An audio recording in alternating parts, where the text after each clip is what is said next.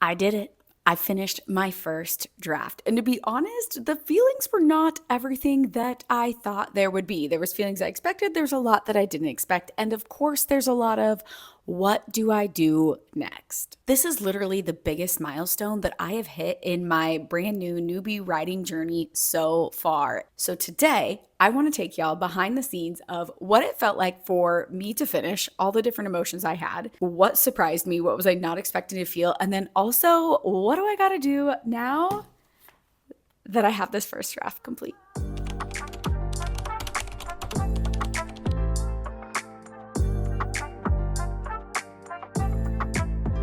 Okay, so how did I feel finishing this first draft? To be really, really honest, and I've mentioned this a few other times, if you have been kind of following along on these vlogs, and by the way, hi, I'm Kayla. If you are new here, I'm writing my memoir, but in the style of a young adult dystopian fantasy novel that will eventually be, I guess, technically a trilogy. It's going to be duology. There's going to be a prequel, and then I'm thinking about another side-along book.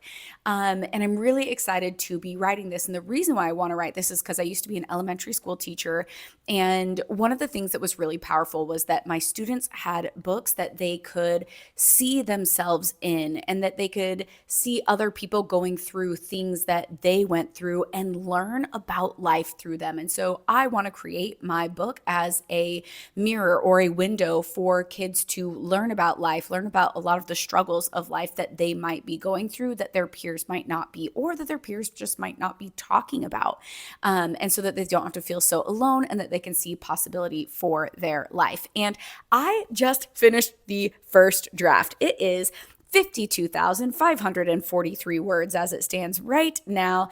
And that's going to be approximately not on like this page. I think this is like 120 pages here. Let's see. This comes out to be 125 pages, but if it were shaped like a book, it would be approximately 210 pages like this. Just think about that. That alone just like kind of blows my mind. But when I first finished it, I honestly didn't feel as excited as I just showed you right now, because getting towards the end of it, it didn't really feel like much. In fact, I was a little bit afraid to get to the end of this first draft because I was assuming that I was going to have to do so much work to edit. Like, I really truly feel like the bulk of the work of writing a story is not in the first draft at all. It's in the revisions, it's in the editing. And then, of course, like there's all of this idea of then getting an agent and getting a publisher, because as of right now, I do want to traditionally publish. And so to me, getting the first draft felt like such a small part of the whole journey. And I just didn't really think about it. And I've expressed before in being new and having this be my first book is that I don't really know what is fast. I don't really know what is awesome. I don't really know what is incredible in terms of the milestones. And so one of the things I have to continually remind myself is that I get to label that. I get to decide what's amazing, what's awesome, what's incredible, what's fast, what's not. But there's still some things that surprise me often. And so as I was going into finishing this first draft, I kind of just felt really super neutral. After getting over being afraid of editing and things like that, I just felt like kind of, I don't know, like it was just another day of writing. And when I actually sat and finished the last words, I was actually sitting right here at this dining table, finishing the last words, I just kind of stared at my computer. I didn't know what to feel or think. And in a way, it was almost like being in shock. In a way, I just wasn't even, that was it. I was just kind of in shock. I'm like, okay, well, it's done. And that was kind of it. And so then, I waited till my husband came out of his office and I told him, and he was like, what? How come you didn't say anything? Because I'd kind of said a couple of other things first. I'd asked him a couple questions like, oh, by the way, my book's done. And he's like, what? And his mind was blown. And having that reaction really helped me be like, oh yeah, this is something I've been working on for months and sitting and click-clacking away at the keyboard for months. Of course, this is a big deal. And I was like, you're right. I do feel excited. So I like posted on my Instagram story that I did it, and everybody was like hearting it, liking it, interacting with it and stuff. And so that was really, really fun. And we decided, I was like, you know what? We were going to go meet friends for dinner that night. And so we decided I'm going to have a glass of Prosecco and I'm going to celebrate this and be excited about it. So we got a glass of Prosecco and we kind of had that moment. We cheers to everybody at the table was like, why are you drinking Prosecco? And so then I told the people, because there was also people I didn't know at that dinner as well. So we kind of just said, I'm writing a book. This is what's happening. I finished the first draft. It feels really exciting. Then I made a reel and I posted that reel on Instagram and I got so many people responding to it. And I realized I was doing this thing. So that was like in the evening went by. It was on a Thursday that I finished it. I woke up Friday morning and I was thinking about how I was reacting to people messaging me and saying, oh my God, congratulations, that's amazing. And I kind of really started, I was feeling two things at the same time, which felt very strange. I felt like I was over celebrating it and I felt like I was under celebrating it at the same time. And I'm like, okay, deal with your thoughts here. And I reached out to some of like my coach friends and asked them to kind of coach my brain on it. I'm like, here's what I'm feeling, like, tell me about this. And I truthfully believe already in life, like I love to celebrate. I love celebrating every little thing, like personally in my life. I think what was harder was receiving the celebration from other people. It made me want to brush it off. Like when you get that compliment and somebody's like, oh my God, you look so amazing today. And you're like, oh, no. And you can't just say, thank you. Wow, I love it. I look beautiful, right? It was giving that energy. It was giving like, you can't receive the love. I think part of the reason why I couldn't receive the love is I felt this fear that people thought it was like more done than it was. Like I felt like I wanted to respond to everybody and say, oh, but it's only the first draft. It's only the first draft. I'm not done with the whole book. Because everybody's like, oh my God, wow, amazing, so fast. This is incredible. I can't wait to read it. And I'm like, oh, no, it's just the first draft. That's what I wanted to say every time instead of thank you. This is so exciting. So I really had to catch myself in that. And so what I did was the next day I was like, you know what? And I was trying to decide like in these next steps, and we'll talk about that soon, but I was trying to decide, do I want to like reread it on the computer? Do I want to reread it on paper? How do I want to reread it? And I was like, you know what? I just want to kind of redo this excitement thing since I was like having that internal struggle on that Thursday night. And I just felt like, that one little clink of Prosecco wasn't enough. So the next day on Friday, I worked in the morning and then I went to my co-working space because there's a printer there. And I just wanted to go alone and really soak up that moment of going to my computer, opening it up, pressing print, watching it come out of the printer, and then having it. And in that moment, I felt so different. I can feel the pressure behind my eyes. Like I can feel my eyes getting wet right now. Like it's really different. I just got goosebumps. It's really different to have it on paper. It's so different to have it on paper than to have it in a Google Doc on my computer. Like the way I feel just carrying this printed off, I literally can't even describe it. Like I'm cheesing so hard. And I wasn't expecting that. I wasn't expecting it to feel like this and so real. And it's like printed on this page is like 120 pages. I'm just kind of like astounded and in awe and a little bit of shock and just like definitely massive joy. Like you can't even see, like when I'm looking at it in a Google Doc, I can't really even fathom the size. Can't really even fathom like all of the words that I wrote and how many there is. Like, yes, I know there's that little word count at the bottom, but like this, you're like, oh, damn. This is something, this is real. This is here. These are my words, all of them. And there's a difference to this. And so after I printed it, I was like, you know what? I'm going to go redo and get my glass of Prosecco. And I sat and I read the first 2 chapters. But it felt so good. It felt so different to have this. And even right now, I just want to hug it. It's like, oh. So I'm really excited about that. I'm really excited. I've just decided like I'm celebrating the shit out of this. I'm so hyped. Y'all have no idea how hyped I am. That's what I want to do for all the milestones going through, like reading it through the first time. How magical is that?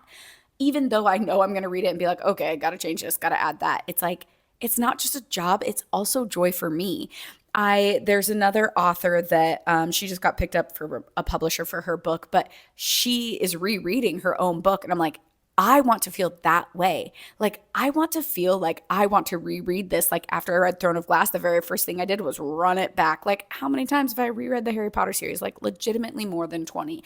I want to feel that way about this story. And I hadn't really thought about that before because it felt like a project I was putting out for the world. And it's like, oh, I want to be that in love with it myself. And I think that will also help me create like a really great standard of what the product will be at the end. But that was a feeling that I realized. And so I want to celebrate every single little piece. And it feels really good to do that. And I'm going to continue to practice the congratulations, the love that I'm going to get from everybody else. So thank you so much for all of you who, one, follow along and watch these videos. It's so meaningful to me. It really is. And it's also teaching me to accept that love. And if y'all watched, about like accepting love and being able to do that. Well, that's a lot of the reason why I'm writing this book, is so that kids can grow up having those feelings. If you saw the interview that I did about love, is that when you grow up in an unstable childhood, it's really hard to feel that way. This entire story, she can't feel the love from other people. And I mean, spoiler alert, sorry.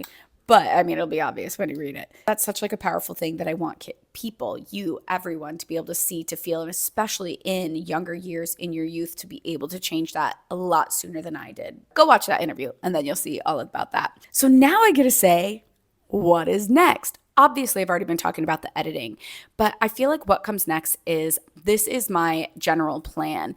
And part of me is fighting with this. I've been thinking about my plan from a multitude of ways. One, what are my desires? 2, what is like the general book writing plan? 3, what resources can tell me and help me build that plan? And I'm trying to use all of those resources to figure it out. So if you remember, there's another video back where, I don't know, maybe it was in February or March or something, where I asked ChatGPT to make me a plan to sell 1 million copies of my duology. I'm actually pretty right on time. I'm really close to on time, even though I didn't like down to the week breakdown that it gave me. Month-wise, I'm on time. By the end of Q2, I was supposed to be done with my full draft. So by June, I was supposed to be done with my full draft. And then the month of July is for the developmental self-edit. The month of August was for beta readers and feedback. And then the month of September was to revise. And I think largely, regardless of ChatGPT and if this is going to get me to sell 1 million books, largely that's what I want to do. I want to revise it on my own. Do I think it might take longer than July? It's not going to take me long to read it, but how long will it take me to add those edits in? Then I do want to give it to my beta readers. And I'm going to make a whole other video on this, because the idea of beta readers is fucking frightening. And so picking my beta readers is fucking frightening. And so I want to like talk about that, because I also know how important that will be. And like, where do I want my book to be before I give it to beta readers, etc. I don't think I want it to be like super refined, because I do think beta readers will give me a lot of really good feedback to then super refine my book. So then after beta readers, I will revise. Then from there, part of me was like, I want to start talking to agents today and now. But apparently that's not the path. Really, for a fiction book, you have to have your book, and I researched it again this morning, completely done. You have to have your book in the best possible state, like what feels like perfectly A++ polished finish to me, to then give to my agent. And then they're probably going to suggest revisions, things like that. And then before a publisher sees it, and or the publisher will too. So I think basically what it's telling me is do my own self-edit, do beta readers, revise and edit from that, and then connect with an actual editor who does it for their job and have them look through my book.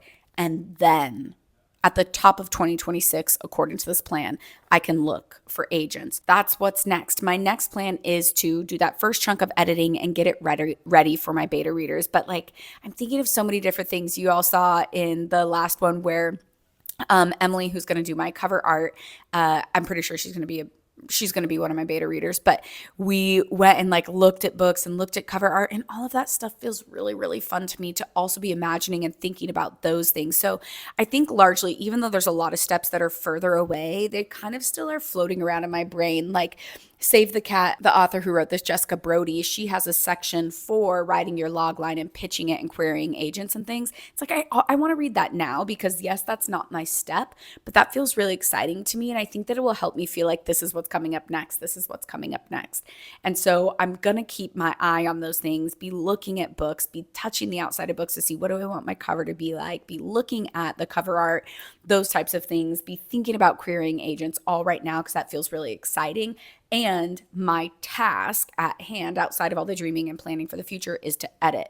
So what I'm planning on doing is when I very first started reading this, you can see I like wrote some suggestions in the page, but I think that's going to be a little bit difficult. So I have my big ass notebook that y'all have seen. If you've been around, you know I'm keeping all of my notes in here.